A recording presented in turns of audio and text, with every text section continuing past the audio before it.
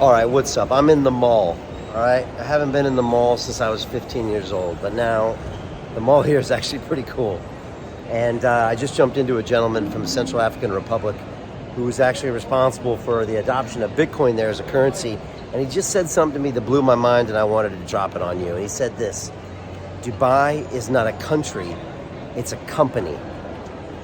Think about that again. Dubai is not a country, it's a company. And the ruler is the CEO.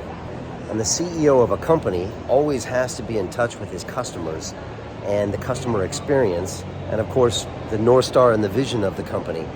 And I couldn't put it any better. That's the experience I'm having in Dubai for this week, is that this place is run like a business. And the beautiful thing of running something like a business is it has to be sustainable, it has to be growing, it has to think about its customers, it has to think about its team, its employees, and it has to have a great vision of the future, or it will be made obsolete. And this is something I don't see happening in the countries I've lived in the past, whether it's the UK or the US or countries in Europe. They're not running it that way, and they're not looking to the citizens, which are the customers, to empower them.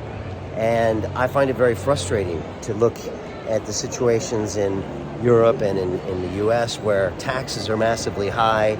We see political infighting. We see no empowerment of the individual. And let's face it, when I ran for mayor of London, I had a phrase, and I said, London was built on business. Why do people come to a city? To do business. Why did the Romans come to London? To do business.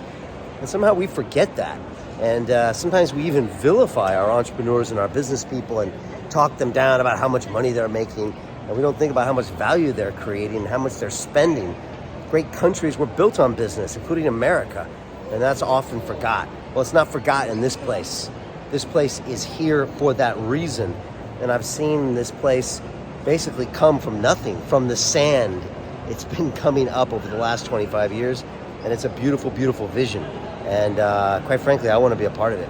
And I'm finding it fascinating to be here.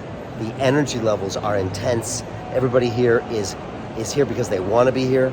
It's here because they want to create something.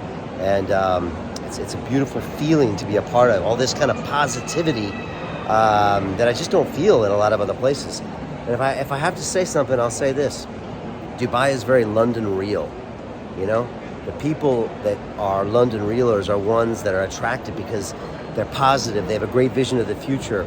They like to think outside the box. They like to try new things. They like to come up with new concepts. They like to change their perception of reality into a new vision of reality and then take action to make it happen. And so I got to say, Dubai, you're very London real, man. Yeah, I think you're one of our tribe here, and we're feeling you accordingly. So there you go.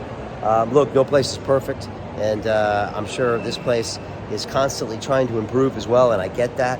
And again, you don't make an omelet without breaking a few eggs either, and I get that too.